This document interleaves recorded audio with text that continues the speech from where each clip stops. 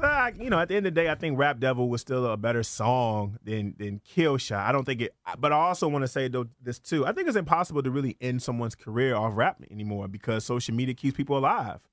I think like there was a time when if you rapped and you did a song, you did a diss and you dissed somebody and their career was like over, like a T.I. on Little Flip. It was over because there was no other outlet. People wasn't feeling your music no more. But nowadays, if people not feeling your music, look at Plies.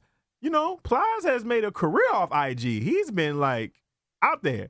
And I think it's impossible to really take someone out. So as far as it being a kill shot, like it's not going to hurt MGK's career. People are actually checking this dude out right now. And M talked about how he was worried and concerned that you're going to give this guy light, but he got to respond, but it is giving him light. Yep.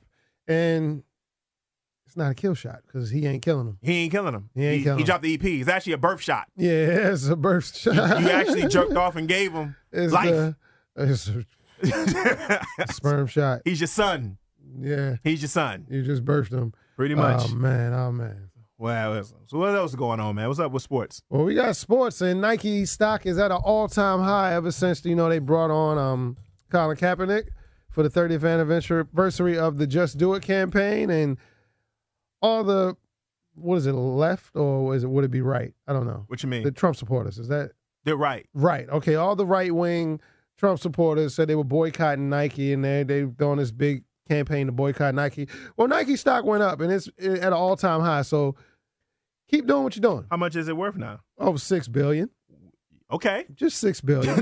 just $6 billion. I had no idea. So the Just Do It campaign is 30 years in? No? Yes, 30 years in. Just do it. Just do it. Oh, okay. I could have sworn it was longer than that. Yeah, you can't fight Nike. The check always wins. You cannot boycott Nike. It's impossible. It's like boycotting Disney. Well, we talked about this before. Or boycotting gas. There are certain entities that are just as big as the NFL, right? No, Nike is one of them, right? Nike is not just as big as the NFL. Nike is probably 20 times as big as the NFL. Yeah. Like, you are still paying Nike to make your jerseys, and they still punking you.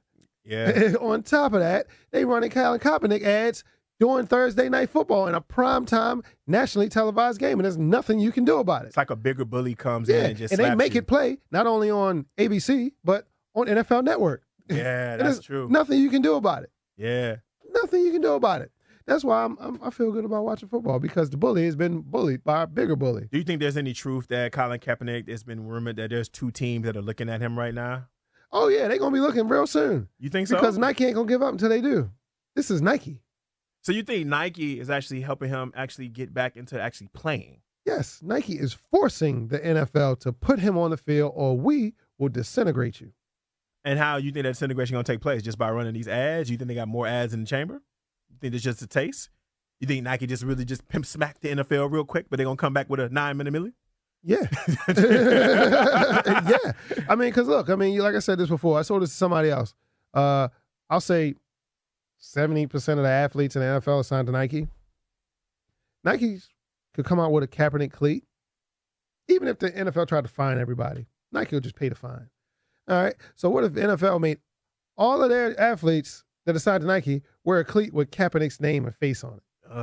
That's nasty. That's disrespectful. Even let's say everybody got a $25,000 or $50,000 fine.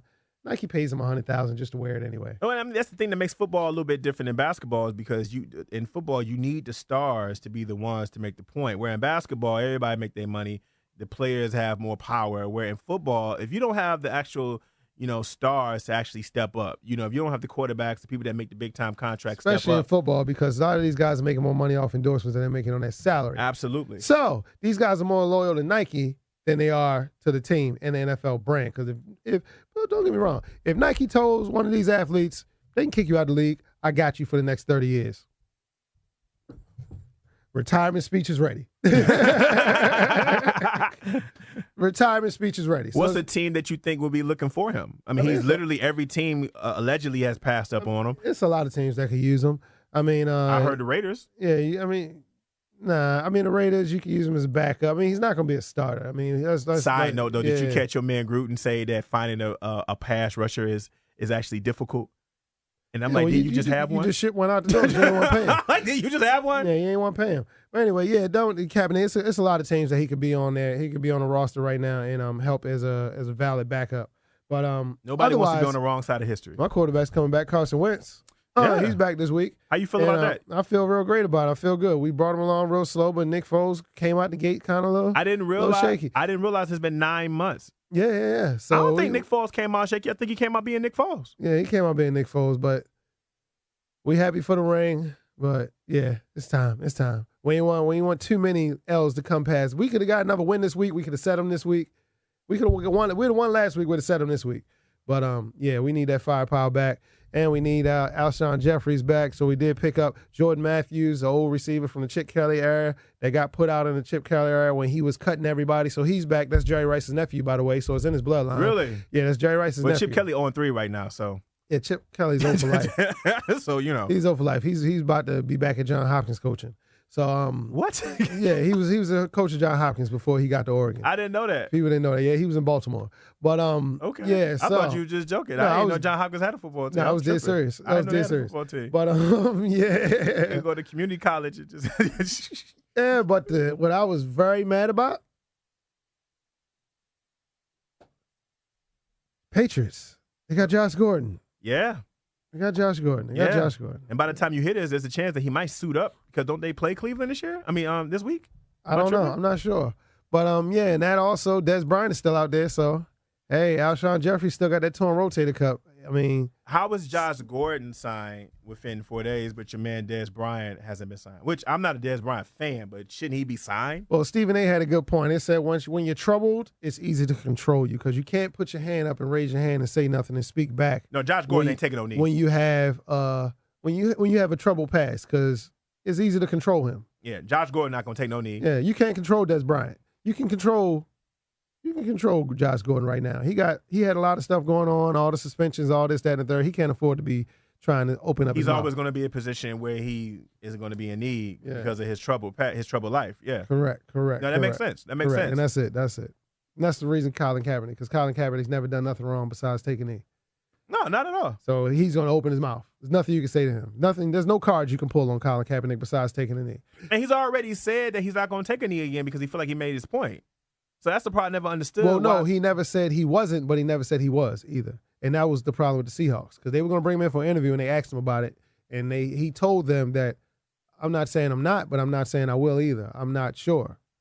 So I'm not going to commit and tell you that I won't take a knee. That part, but I guess they also wanted to know too. To your point, to meet you halfway, they also want to make sure. Okay, if you're not going to take a knee, then what else you going to do? You know what I'm saying? And you can't make, like you said, you can't make no promise that you ain't going to speak up when things come across. Once you open the door to consciousness, regardless of how Colin Kaepernick got here, because listen, I was one of those critics. I was like, where is this coming from? But the fact is, he seems to be consistent on this. Yeah, he's definitely consistent on it. And once you open up your mind to when he got the afro, he was all in. Yeah, you all invested. You all invested. Once he did the afro, he was all in. Hey, listen, I thought it was like a forced afro, but he seems to be wearing it real. Like, I don't think it's going nowhere. Like, it ain't going nowhere. He wore it in the summer.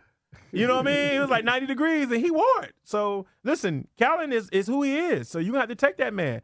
And he's still physically young and in his prime. So, it just makes sense. And his girlfriend is on radio in New York, so she's going to keep him popping. Yeah, the cat is out the bag. Yeah, because a lot of my Colin Kaepernick information does come from following her. So, that is, that's true. That's true. And she is the shooter behind him. She ain't playing. She don't care.